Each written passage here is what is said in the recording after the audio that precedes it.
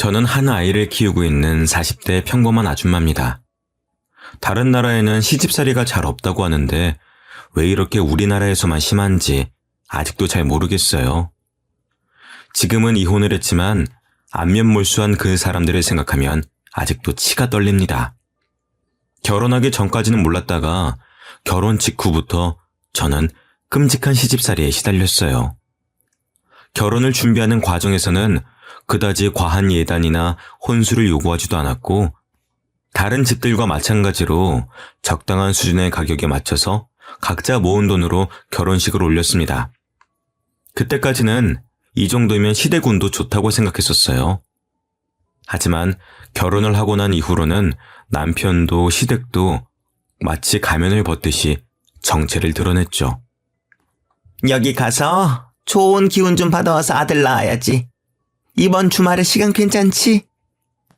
결혼 직후에는 아직 회사 생활을 하고 있었던 터라 주말에는 쉬고 싶었지만 어머님은 매번 저를 찾아와서 주말마다 아이를 생기게 해준다는 절이며 명소들을 데려가셨습니다. 다녀오면 녹초가 되었지만 시댁까지 어머님을 모셔다 드리고 와야 했어요. 사회생활을 하는 것만으로도 너무 지쳐 있었는데 주말마저 그렇게 빼앗겨버리니 오히려 몸이 안 좋아졌습니다. 피곤이 누적이 되니까 감기나 잔병 치레들도 많이 했었고요. 그런데 어머님은 그런 저를 보고서 차라리 회사를 그만두고 집에서 몸을 챙기면서 아이를 가지는 게 어떻냐고 하셨습니다. 어차피 아이를 낳으면 회사는 그만둬야 되니까 일찍 그만두라는 거죠. 그런데 저는 아이를 낳고서도 일을 그만둘 생각이 없었습니다. 맞벌이를 해도 아이를 부족하지 않게 키우는 게 될까 말까인데 남편 혼자 벌어오는 돈으로는 빠듯해도 너무 빠듯할 게 눈에 선했거든요. 거기다 남편보다 제가 월급도 많았었는데 그만둬도 남편이 그만두는 게 맞았죠. 하지만 이런 생각을 입 밖으로 꺼내면 어머님이 까무러칠 게 분명하니까 속으로만 생각을 하고 있을 수밖에 없었습니다. 하지만 어머님은 틈만 나면 얼른 회사를 그만두라면서 저를 닥달하셨고 저는 겉으로는 알겠다고 하면서 그냥 계속 회사를 다닐 생각이었어요. 그런데 어머님은 제 상상을 뛰어넘으시는 분이셨습니다. 제가 연차를 쓴 날에 직접 회사로 찾아오셔서는 저희 팀장님까지 찾아가셔서 저 대신 사직서를 내려왔다면서 사직서를 내고 제 짐까지 모두 들고 오신 거예요. 팀장님도 당황하셔서 저에게 연락을 주시지 않았다면 아무것도 모를 뻔했죠. 저도 너무 놀라서 급하게 회사로 갔을 때는 이미 어머님이 제 짐을 들고 가버리신 후였습니다. 그 모습을 직장 동료들이 다 봤다고 하니 너무 창피해서 고개를 들 수가 없겠더라고요. 나는 우리한테 알게 모르게 불만이 쌓여서 그런 건 줄 알았어. 그럴 리가요. 일단 사직서는 버려주세요. 너무 죄송해요. 저도 어머님이 이렇게까지 하실 줄은 상상도 못했어요. 그래, 어머님이랑 이야기 잘해보고 어차피 사직서는 양식이 엉망이라서 수리가 안 돼. 걱정 마. 그날 다른 팀원과 팀장님에게 몇 번을 사과했는지 기억도 안 납니다. 어머님, 저한테 말도 없이 그렇게 무작정 회사로 가시면 어떡해요? 네가 하도 회사를 안 그만둬서 그렇지 뭘 그렇게 꾸역꾸역 다니려고 해? 저 꾸역꾸역 다니는 거 아니에요. 계속 일하고 싶어요. 아이 낳는다고 해도 저는 일 그만둘 생각이 없어요. 그럼 애는 누가 돌봐? 엄마가 이렇게 무책임해서 되겠어? 물론 저도 아이 낳으면 육아휴직도 쓸 거예요. 아직 태어날지도 모르는 아이 때문에 회사를 그만두고 싶진 않아요. 그러니까 다음부턴 그러시지 마세요. 뭐라고? 애는 안 낳을 거야? 회사를 다닌다고 아기를 안 가질 거라는 말은 아니잖아요. 그거나 뭐가 달라? 시어머니랑은 도무지 말이 안 통하더라고요. 결국엔 제가 죄송하다는 말로 끝이 났습니다. 여보, 어머님이 오늘 우리 회사까지 찾아가셔서 사직서까지 나 대신 내셨대. 뭐라고?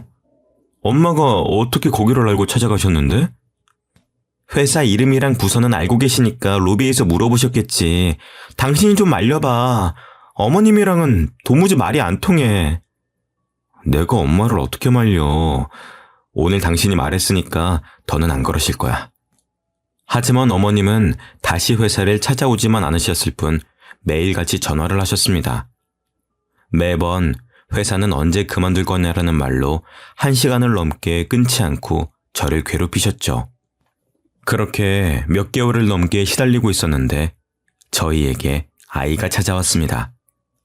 아이가 생겼다는 말을 하면 또 당장에 회사를 찾아갈 기세여서 한동안은 밝히지 않다가 6개월이 지났을 때쯤 출산 휴가를 내고 어머님께 말씀드렸죠. 아이가 생겼다고 하니 엄청 기뻐하시더라고요. 그 이후로 어머님은 임신한 사람한테 좋다는 건 다 해주셨습니다. 아이를 낳으려면 몸이 튼튼해야지. 요즘에는 다들 몸이 약해서 그렇게 그 제왕절개라는 걸 한다더라. 응? 그렇게 애를 쉽게 낳으면 정이 생기겠어? 넌 무조건 자연분만할 거지? 네, 저도 최대한 자연분만으로 하고 싶죠. 그렇지? 하유, 너는 그래도 생각이 똑바로 박혀서 좋네. 저도 물론 몸이 따라준다면 자연분만을 생각하고 있었습니다. 하지만 그게 제 마음대로 되는 것도 아니고 결국에 제왕절개를 해야만 했었죠. 20시간이 넘는 진통 중에 도저히 안 될 것 같아 유도 분만을 했었지만 그것마저 실패해서 제왕절개 수술을 빨리 들어가야 되는 상황이었어요. 하지만 어머님은 그때까지도 고집을 꺾지 않아서 한바탕 난리가 벌어졌죠. 조금만 더 기다려봐요. 유도분만 주사까지 맞았으니까 애가 나오겠죠. 이미 기다릴 대로 기다렸습니다. 더 이상은 위험합니다. 네, 선생님. 얼른 수술해주세요. 이러다 저희 애부터 죽겠어요. 사돈, 너무 성급하신 거 아니에요? 조금만 더 기다려봐요. 지금이 몇 시간째예요. 당신네들 손자 때문에 우리 애 죽일 셈이에요? 죽이다뇨! 옛날에는 자연분만 집에서도 하고 다 아무렇지도 않았었는데 왜 쟤만 저렇게 난리를 떨어요? 괜히 엄살 부리는 거 아니에요? 그리고 사돈 손자이기도 해요. 사돈, 지금 그게 20시간을 넘게 배 아픈 애한테 할 소리예요? 선생님, 그냥 무시하고 수술해주세요. 더는 우리 딸 아픈 꼴 못 보겠습니다. 결국 남편은 그 사이에서 이러지도 저러지도 못하다가 부모님들끼리의 싸움으로 번졌고 저희 부모님이 일단 얼른 수술해달라며 재촉한 덕분에 무사히 아이를 낳을 수가 있었습니다. 거기다 아이를 낳고 나니 저는 도로 찬밥 신세가 되어버렸습니다. 아직 몸이 퉁퉁 부어서 앉는 것도 힘들었었는데 어머님은 제 병실을 떠나질 않으셨습니다. 그래서 애는 또 언제 볼 수 있다니? 병실에는 언제부터 같이 있을 수 있대? 그건 조금 있다가 간호사분 들어오시면 물어볼게요. 그렇게 멍하니 있지 말고 운동도 할 겸 직접 가서 물어보고 와. 네가 그렇게 게으르니까 애도 한 번에 못 낳고 수술까지 한 거야. 이인실을 혼자 쓰고 있는데 몸도 건강하신 어머님은 굳이 저를 시켜 먹으려고 하셨습니다. 거기에 대답할 힘도 없어서 침대에 축 늘어져만 갔죠. 아이가 태어난 지 3일쯤 지나서 제 병실에 함께 있기 시작하니 불편함은 극에 치달았습니다. 시어머니는 손주가 그렇게 좋으신지 하루 종일 아이만 보고 계셨었고 신우이는 담배를 피우고 제 병실로 들어와 냄새를 풀풀 풍기면서 아이 옆에 있었죠. 형님, 갓난아이도 있는데 담배 피우시고 1시간 정도는 냄새 빼시고 들어오시면 안 될까요? 옳게, 왜 이렇게 예민해? 옛날에는 이런 거 신경 안 써도 다 잘 컸어. 무슨 1시간씩이나 밖에 있어? 옳게, 유난 떨지 마. 신우이는 결혼도 안 하고 아이도 낳아본 적이 없으니 제 말을 이해를 못 하더라고요. 예, 이거 내 엄마 말이 맞아. 이렇게 갓난아기 때부터 담배 냄새 맡으면 안 좋아. 너희 아빠도 너 태어나고 나서는 한 달 동안 금연했었다. 시어머니가 웬일로 제 편을 들어주셔서 신우이는 입을 삐죽 내밀면서도 말은 듣더라고요. 손자를 위한 일이라면 그저 껌뻑 넘어가셨습니다. 저는 안중에도 없으신 게 문제였었지만요. 아이를 낳고 병원이 너무 갑갑해서 산후조리원에도 안 가고 집으로 돌아왔었는데요. 저는 산후조리사를 쓸 생각이었습니다. 아무래도 몸이 너무 안 좋아져서 회복하는 동안에는 필요할 것 같더라고요. 그런데 그 소식을 들으신 어머님은 거품을 물고 반대하셨어요. 너는 돈이 나만 하니? 돈 아깝게 산후조리사는 왜 불러? 갓난아이 있는 집에 자꾸 바깥 사람 들이면 안 좋아. 뭘 믿고 사람을 써? 아는 언니가 소개해 주신다고 하셔서요. 믿을 만한 분이에요. 그래도 어쨌든 바깥 사람이잖아. 정 필요하면 내가 해줄 테니까 그런데 쓸데없이 돈 쓸 생각하지 마. 돈 아까운 줄도 모르니? 어머님은 사람을 부를 돈으로 차라리 자기한테 용돈이나 좀 챙겨달라고 하시면서 기어코 본인이 제 산후조리를 해주겠다고 하시더라고요. 결국엔 또 어머님한테 치고 어머님이 원하시는 대로 하기로 했습니다. 그런데 시어머니한테 맘 편히 이거 해달라 저거 해달라 부탁하는 게 어디 쉽나요? 빨래도 마음대로 돌리시고 옷은 다 상해서 엉망이 되어버렸지만 뭐라 하기도 애매했습니다.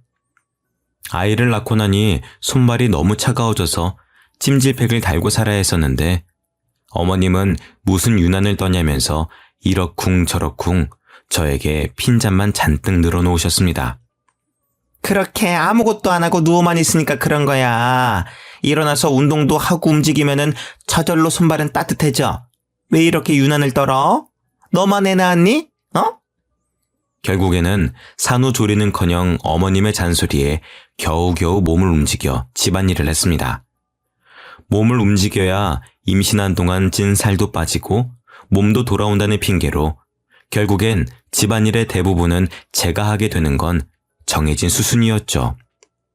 거기다가 남자는 집안일을 하는 게 아니라며 남편은 집안일에 손도 못 대게 했었고 남편이 퇴근하고 나면 어머님은 오늘 일을 너무 많이 해서 삭신이 쑤신다더니 혼자서 집안일을 다 한 것처럼 말씀을 하신 덕에 남편과 싸움도 났었습니다.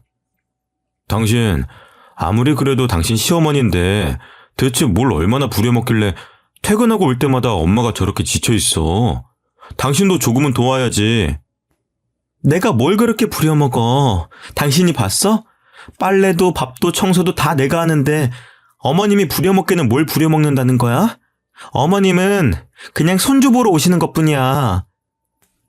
당신은 도와주러 오신 분한테 꼭 그런 식으로 말을 해야 되겠어? 오신 김에 손주도 보시는 거겠지. 과장해서 말하지 마. 엄마 힘든 거 뻔히 보이는데 왜 거짓말을 해? 남편은 제가 힘들어서 살이 쪽쪽 빠지는 건 안 보이는지 어머님 편만 들고 있더라고요. 결국엔 몇 번의 싸움 끝에 산후조리사도 어머님도 안 부르는 걸로 합의했습니다. 그런데 산후조리를 제대로 못하니까 손목이며 골반뼈까지 너무 아프더라고요. 그런 와중에 아이는 봐야 하니 제대로 잠도 못 자고 먹는 것도 먹는 둥 마는 둥이었어요. 시간이 갈수록 몸이 망가지는 게 느껴지더라고요. 결국엔 복직을 해야 될 때까지도 몸은 몸대로 망가져서 회복도 못하고 아이를 맡길 곳도 없어서 회사도 그만두고 집에서 프리랜서로 간간히 일하면서 아이를 돌봤습니다. 집안에서 담배를 뻑뻑 피워대는 시누이가 있는 시댁에 아이를 맡길 수도 없는 노릇이었어요. 남편에게 육아휴직을 내라고 하고 싶었지만 회사가 작으니 그런 휴가도 쓰는데 눈치를 주더라고요. 결국엔 남편이 돈을 벌고 저는 강제로 주부가 되어버렸습니다. 남편 혼자 회사에 다니기 시작하면서 저는 혼자 독박 육아를 해야 됐어요. 복직을 할 예정일 때와 돌아갈 곳이 사라지고 나니 남편의 태도가 완전히 바뀌더라고요. 당신은 집에서 살림만 하면서 집 반찬이 이게 뭐야?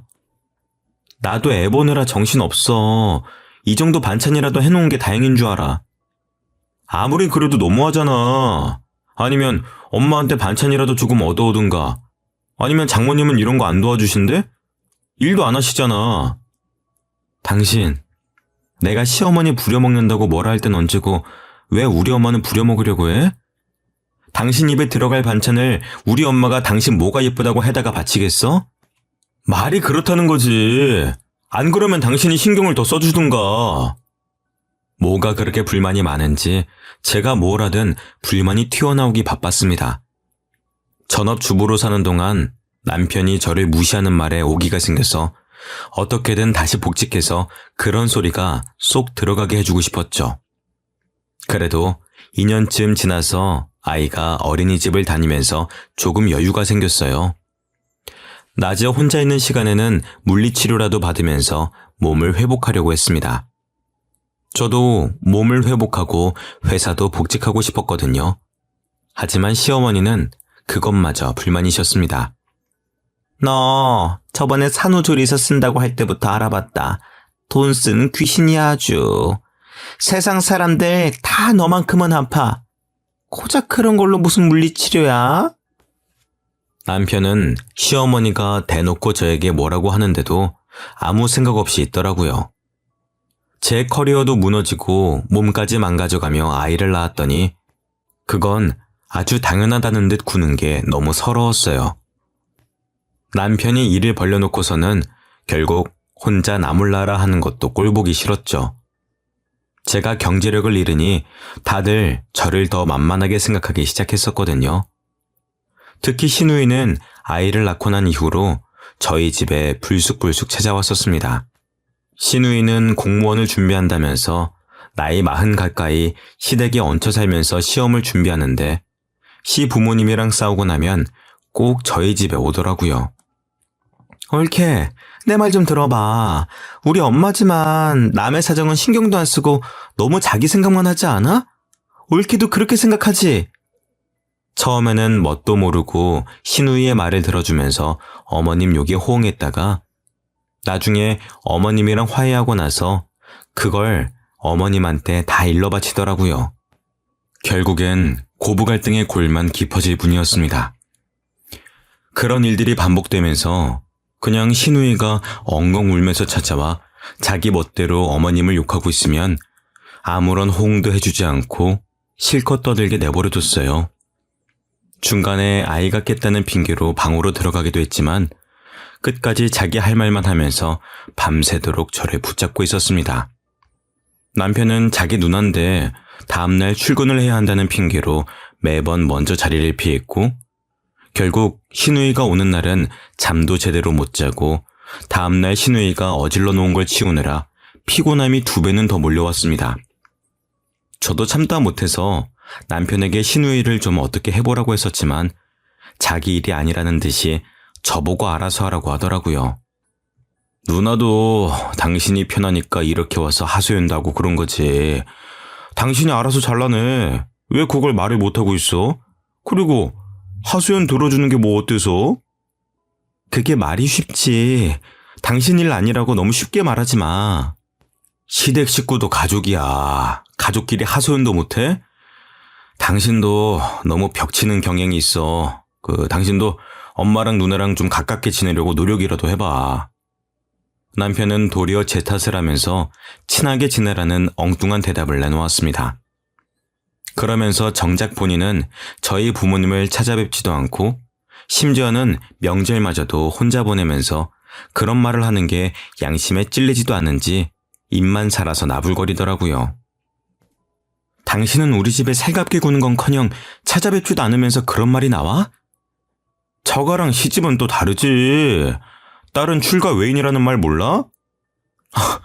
요즘 시대에 그런 게 어딨어? 너무 이기적인 거 아니야?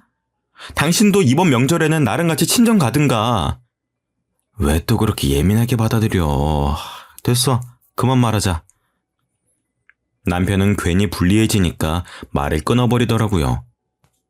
엄마가 아이를 낳을 때 시어머니가 고집 부리던 걸 가만히 보고만 있던 남편에게 한 소리 하셨었거든요. 그 일 이후로는 저희 부모님은 뵙기 껄끄러운지 명절에도 저만 혼자 친정으로 보내더라고요. 저희 부모님은 괘씸해하는 듯 하셨지만 굳이 남편을 따로 찾진 않으셨습니다. 그렇게 저만 따로 명절에 찾아가는 게 익숙해졌을 때쯤 일이 터졌습니다. 명절에 친정에 가니까 엄마가 안색도 안 좋고 몸이 퉁퉁 부어있더라고요. 엄마, 얼굴이 왜 이래? 안색이 너무 안 좋은 거 아니야? 몸도 부은 거 같은데? 내버려둬. 그냥 나이 먹으니까 안색도 안 좋아지는 거지. 몸도 이거 나이 들어서 살찐 거야. 아무리 나이를 먹었다고 해도 이건 심하잖아. 병원도 안 가봤지? 이런 걸로 무슨 병원까지 가. 괜찮아. 조금 쉬면 다 괜찮아져. 조금 쉬고 괜찮아지는 거면 병원은 왜 있어? 얼른 옷 입어. 병원 가자. 얘가 왜 이래? 됐어. 공휴일이라서 병원비도 비쌀 텐데. 나중에 연휴 끝나고 내가 가볼 테니까 얼른 앉아. 엄마는 한사코 연휴가 끝나면 가볼 테니까 신경 쓰지 말라고 했었지만 지금까지도 안 갔는데 연휴가 끝난다고 갈 리가 없었어요. 결국엔 엄마를 억지로 일으키다시피 해서 병원으로 향했습니다. 그런데 병원에서 가보니 응급실에서도 저희 엄마 상태를 보고 몇 가지 질문을 하더니 표정이 심각해져서는 검사를 한번 받아야 될 것 같다고 하더라고요. 아유, 됐어요. 여기서 주사 한 방 맞으면 다 괜찮아질 텐데 뭘 그렇게까지 해요. 엄마는 괜히 의사가 쓸데없는 검사를 한다면서 제 말도 듣지 않으셨죠. 그래도 이왕 여기까지 왔는데 검사 받아보기나 하자. 그래요. 아빠 말이 맞아. 엄마 지금 피곤해서 그런 게 아니라니까? 엄마는 결국 아빠와 제가 설득에 설득을 거듭한 후에야 검사를 받아보셨습니다. 검사를 해본 결과 엄마가 신장 기능이 너무 떨어져서 투석을 받아야 된다고 하더라고요. 지금까지 어떻게 참으셨어요?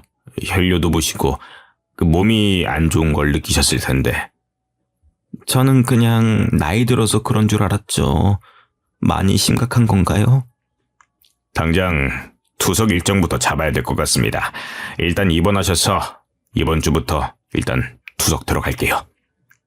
이번 주부터요? 병원 왔다 갔다 하면서 받는 거 아닌가요? 그건 환자분들 상태마다 다른데 환자분은 상황이 심각하셔서 일단 입원하셔야 됩니다. 신장 이식 받으시면 제일 좋은데 혹시 가능하신 분 있으신가요? 저요. 제가 할게요.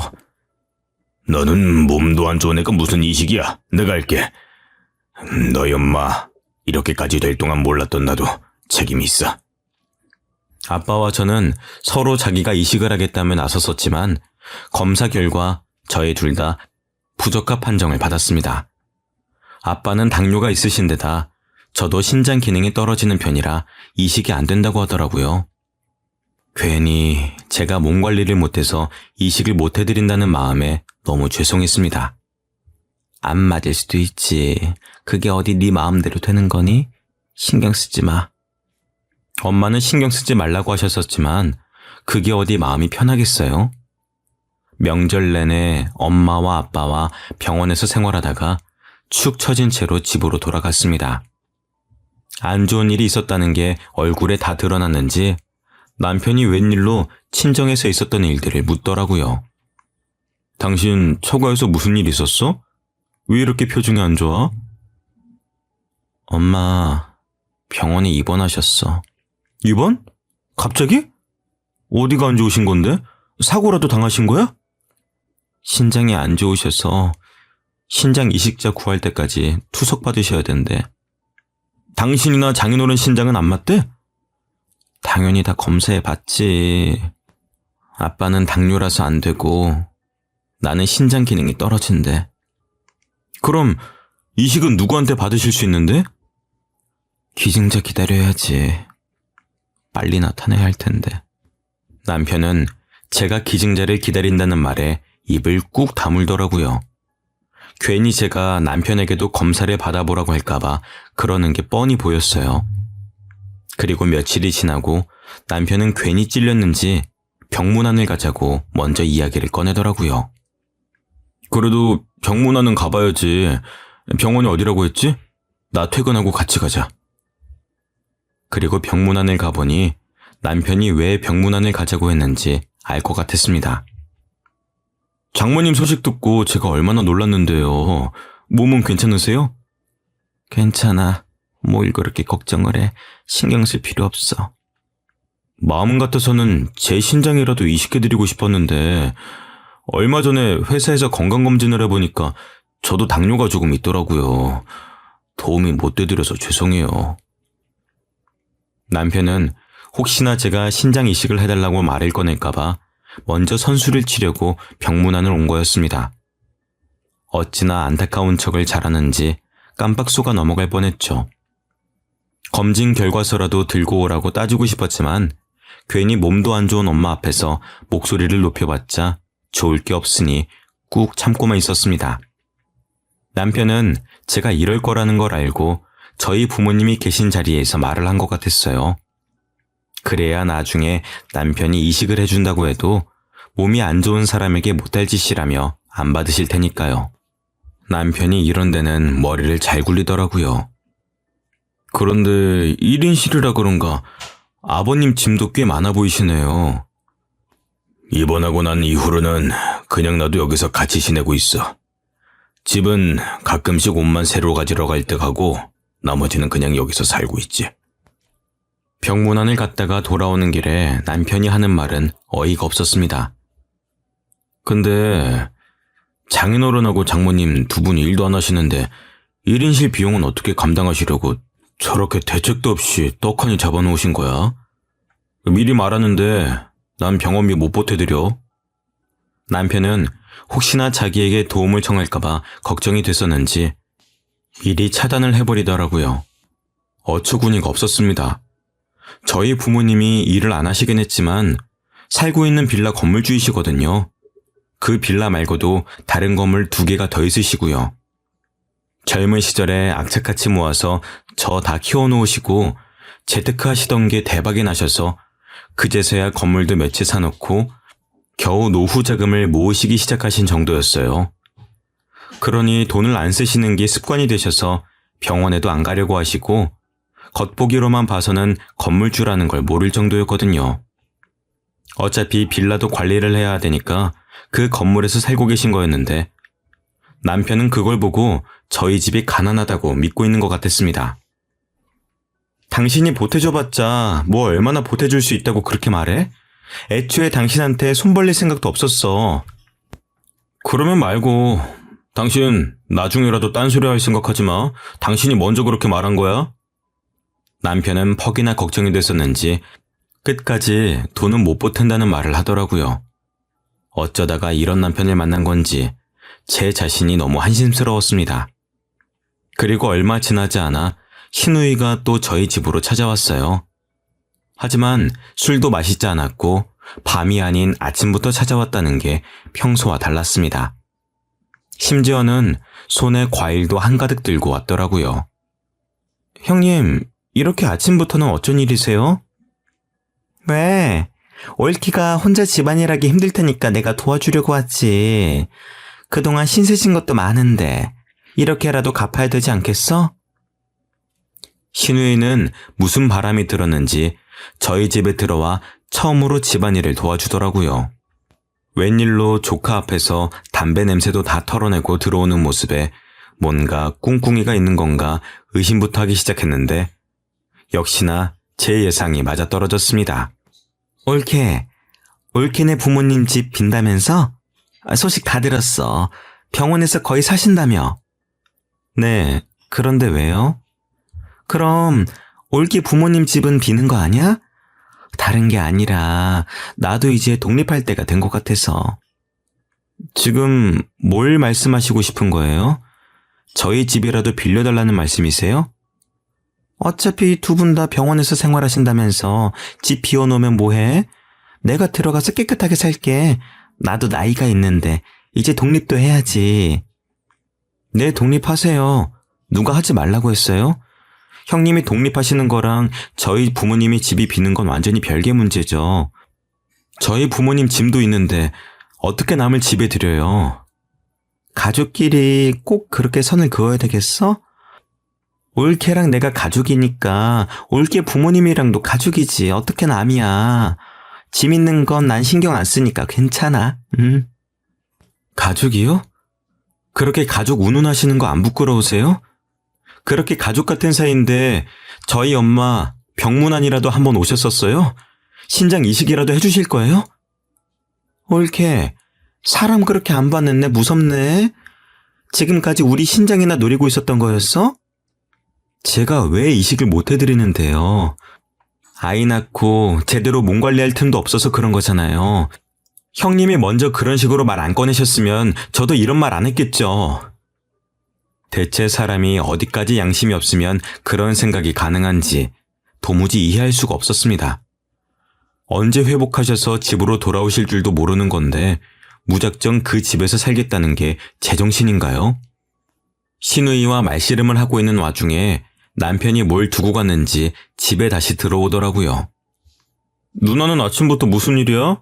뭐 두고 간 물건이라도 있어? 당신이 형님한테 말했어? 내가 뭘 말해? 우리 부모님 병원에 입원하셔서 두 분 다 병원에서 생활하시는 거 당신이 말했냐고. 말했는데 그게 왜? 형님이 당신이 한 말 듣고 여기까지 와서 뭐라고 하시는지 알아? 그럼 이제 우리 부모님 집이 비니까 자기가 거기 들어와서 살겠다네? 저는 당연히 남편이 제정신이냐며 신우이에게 화를 낼 줄 알았습니다. 그런데 제가 사람 파악을 잘못해도 한참 잘못했던 거죠. 남편은 그럴 수도 있지 않냐면서 자기 누나가 돈 몇만 원 정도만 월세로 내고 그렇게 살면 저희 부모님도 조금이라도 돈을 받으니 좋지 않냐고 하더라고요. 저는 그렇게까지 남편의 인성이 개차반인 줄 몰랐습니다. 그럴 수도 있잖아. 어차피 비는 집이고 장모님 병원비도 한두 푼이 아닐 텐데 누나가 그 집 들어가서 한 달에 20만 원 정도만 보태드려도 이득 아니야? 너는 우리 엄마 몸이 안 좋아서 병원에 있다는 자각이 있긴 해? 거기 부모님 짐도 있고 언제 이식받아서 퇴원하실지도 모르는데 어떻게 거길 들어가서 살아? 솔직히 기증제 찾는 일이 그렇게 쉬운 일도 아니고 얼마나 오래 걸릴지도 모르잖아. 이런 식으로라도 내가 병원비를 보태주겠다는데 그것도 싫어? 그럼 말아. 난 병원비 안 보태. 누가 병원비 보태달래? 당신이 주는 푼돈 우리도 필요 없어. 누가 누구를 거지로 보는 거야? 당신 주제 파악이나 해. 형님, 독립이 그렇게 하고 싶으시면 여기서 살아요. 저는 더는 이 남자랑 못 살 것 같더라고요. 신우이에게 정독립을 하고 싶으면 저희 집에서 살라고 하고서는 그대로 짐을 싸서 저희 부모님 집으로 제가 들어왔습니다. 그동안 간병 때문에 아버지가 관리 못하시던 건물을 제가 대신하고 있었거든요. 내친 김에 그냥 제가 그 집에서 살면서 관리하기로 마음을 먹었습니다. 그게 훨씬 편하니까요. 그렇게 집을 나온 후 시어머니에게는 또 전화가 끊이질 않았어요. 너는 애가 왜 이렇게 모난 구석이 많아? 그냥 넘어갈 일도 꼭 선을 그으면서 너 하고 싶은 대로 고집을 부려야 마음이 편해? 왜 이렇게 애가 이기적이야? 어머니, 대체 누가 이기적이라는 건데요? 그렇게 가족 같은 사이라고 하시면서 병문안 한 번 안 온 사람이 뻔뻔하게 집을 달라고 하는데 그걸 참아드려야 하는 거예요? 그게 그렇게 어려운 부탁이야? 그냥 사돈 퇴원하실 때까지 빌려주는 게 뭐 그리 어려운 일이라고 일을 이렇게 복잡하게 만들어? 집 나가면 끝이야! 집 나가면 끝인 게 아니라 끝이라서 집을 나온 거예요. 저는 이제 더 같이 살 마음 없어요. 이제 가족이 아니니까 집도 당연히 안 빌려줄 거고요. 부부 사이에 끝이 그렇게 쉽니? 너희 부모 닮아서 너도 생각이 없기는 마찬가지네. 돈이 없으면 눈치라도 있어야지. 너 이혼해도 위자료는 한 푼도 못 줘. 위자료요? 그깟 푼돈 저도 필요 없어요. 그리고 저희 부모님이 생각이 뭐가 없는데요? 돈도 없으면서 병원 1인실을 쓰는 게 생각이 있는 사람이니? 그러면서 나중에 돈 빌려달라고 할 게 뻔하지 뭐. 쓸데없는 걱정하지 마세요. 저희 집에 차고 넘쳐나는 게 돈인데 남편 도움은 필요 없어요. 돈 빌려달라고 하지 않을까 걱정하던 건 저희 부모님이었다고요. 시어머니와의 전화를 끊고 얼마 지나지 않아 남편이 찾아왔습니다. 당신 정말 이런 일로 이혼하겠다는 거야? 당신 이혼이 그렇게 쉬워? 우리 애는 어떡하고? 안 쉬우니까 지금까지 참아준 거야. 당신 같은 사람 손에 애를 어떻게 맡겨? 당신 이런 식으로 나오면 위자료고 양육비고 한 푼도 못 받을 줄 알아? 당신이 위자료든 양육비든 줘봤자 얼마나 준다고 유세를 부려? 제 말에 남편은 자기가 예상한 반응과 다르게 나오자 당황한 것처럼 보였습니다. 당장 이혼 서류에 사인해. 나는 다 해놨으니까 당신만 사인하면 돼. 남편은 아무렇지 않은 척하며 보란듯이 제 눈앞에서 서류에 사인을 해버리더라고요. 그렇게 저와 남편은 이혼을 하고 법원을 나서는 길에 아빠가 저를 데리러 오셨습니다. 엄마가 아픈 후로 아빠는 엄마가 퇴원하면 여기저기 함께 다니실 거라고 비싼 외제차를 뽑아서 운전 연습 겸 시내 곳곳을 돌아다니셨었거든요. 남편은 아빠가 외제차를 몰고 나타나는 걸 보고 어안이 벙벙해 하면서 저를 붙잡더라고요. 장인어른이 어떻게 외제차까지 사고 다니시는 거야? 내가 말했잖아. 당신이 주는 푼돈은 필요 없다고. 부모님이 사는 그 빌라 전체가 아빠 명이야. 그거 말고도 건물이 더 있는데 당신은 그것도 모르고 누가 누굴 걱정한 건지. 다시는 우리 눈앞에 띄지 말게. 못난 사위도 사위라고 마음에 안 들어도 다 참아주고 있었더니 정도껏 해야지. 장인어른, 건물 가지고 있으셨다는 것 정말입니까? 왜? 이제서야 우리 재산을 들으니까 후회가 되나? 이미 기회는 지나갔어. 다시는 우리 집 사람들 눈에 띄지 말게. 알겠어? 이미 끝난 마당에 그게 진짜면 어떻고 아니면 어떡하게? 멍청하면 착하기라도 하든가. 어쩜 이렇게 하나같이 다 뒤떨어지는지. 제가 남편을 보며 비웃어주자 남편은 어안이 벙벙해서 그 자리에서 굳어버리더라고요. 저는 그런 남편을 두고 아빠의 차를 타고 그 자리를 떠났습니다. 그 이후로 상황 파악이 뒤늦게 끝난 건지 남편은 매일같이 전화를 걸어댔어요. 제가 전화를 받지 않으면 구질구질하게 문자까지 남기면서 다시 합치자고 했습니다. 여보, 내가 그동안 생각을 잘못했어. 장모님 신장이식 검사 한 번 더 받아볼게. 가족이어야지 이식 심사도 잘 통과되잖아. 그러니까 우리 재결합하자, 어? 엄마가 이식 결정이 나지 않았더라면 저도 그 말에 흔들렸을지도 모릅니다. 재결합하고 다시 이혼해서 위자료든 돈을 뜯기는 한이 있어도 엄마만 다시 건강해진다면 그 값을 지불할 생각은 당연히 있었죠.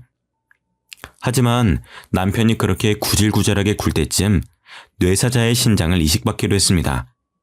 엄마는 운이 좋게 그 기증자분의 신장을 이식받을 수가 있었고 무사히 퇴원까지 할 수가 있었습니다. 그 사실을 아이에게 들었는지 아이와 만난다는 핑계로 자꾸 저와 만나려고 하더라고요. 시우도 어린데 부모가 같이 있는 환경에서 키우는 게 낫지 않겠어? 시우도 우리가 같이 살았으면 좋겠다고 하던데 엄마로서 그걸 모르는 척 할 거야? 당신 시우 핑계 대면서 재결합은 꿈도 꾸지 마. 자꾸 그러면 시우도 못 만나게 할 거야. 어떻게 그렇게 매사에 매정하게 말을 할 수가 있어? 너는 애가 불쌍하지도 않아? 너 같은 아빠는 필요 없어. 너 이혼하기 전까지 애랑 같이 시간을 보낸 적이 있긴 해? 그동안 일한다는 핑계로 주말에도 잠만 자고 아이랑 말도 잘 안 했으면서 아빠 자격도 없어 넌. 아빠 자격? 내 애야. 내 핏줄인데 자격이 뭐가 필요해? 당신 애 만날 때마다 같이 살고 싶다고 말하라고 시키는 거 모를 줄 알았어? 애도 눈치가 빨라서 당신이 애정이 있어서 그렇게 말하는 건지 아닌지 다 알아. 참내 애가 뭘 안다고. 시우가 진짜 그렇게 말했어? 그럼 내가 들은 것도 없이 막무가내로 찔러보는 거겠니? 내가 너같이 멍청한 줄 알아? 그러니까 애라도 보고 싶으면 다시는 개수작 부리지 마. 한 달에 한 번 만나는 것만 지키면 되는 걸 애가 보고 싶다는 말에 기껏 아이를 보내줬더니 매번 재결합에 눈이 멀어서 애를 이용하더라고요. 자기 아빠만 만나고 들어오면 아빠는 자기를 사랑하지 않는다며 기가 죽어서 들어와서는 있었던 일들을 말하는데 그걸 듣고 있자니 저도 점점 인내심이 바닥을 치고 있었거든요. 그래서 저도 한 번은 화가 나서 아이를 따라 나가서 직접 말을 한 거였습니다. 그 후로도 몇 번 더 질척거리긴 했었지만 제가 마음을 돌려먹을 생각이 없다는 게 티가 나니까 금세 포기하고 연락을 끊더라고요. 어이가 없었지만 엄마도 건강을 되찾으니 액땜했다 생각하고 있습니다. 그 이후로 아이는 아빠를 보고 싶다는 말도 안 하고 곧 초등학교에 들어가네요. 원래도 아빠랑 그다지 친밀한 사이가 아니어서 그런지 없어도 크게 허전함을 느끼지 못하는 것 같습니다. 아이는 아빠 대신에 할아버지가 굉장히 잘 챙겨주고 계셔요. 저희 아빠도 처음에는 태어날 때 저를 힘들게 했다고 별로 안 예뻐하셨었는데 그래도 핏줄은 핏줄인지 결국에는 옆에 끼고 사는 수준입니다. 저도 아빠가 육아를 많이 도와주신 덕분에 건강도 다시 회복하고 얼마 전에는 복직도 했습니다. 예전만큼 큰 회사는 아니지만 나름 복지도 좋고 제 경력을 이어나갈 수가 있어서 저는 만족하고 사는 중입니다. 엄마도 건강을 잘 회복하셔서 이제는 반년에 한 번씩 병원에 가보는 정도네요. 이제 저는 더 바랄 게 없습니다. 저희 가족이 모두 건강하고 행복하게만 살았으면 좋겠습니다. 여러분들도 무엇보다도 건강이 우선이라는 걸 잊지 말고 사셨으면 좋겠습니다.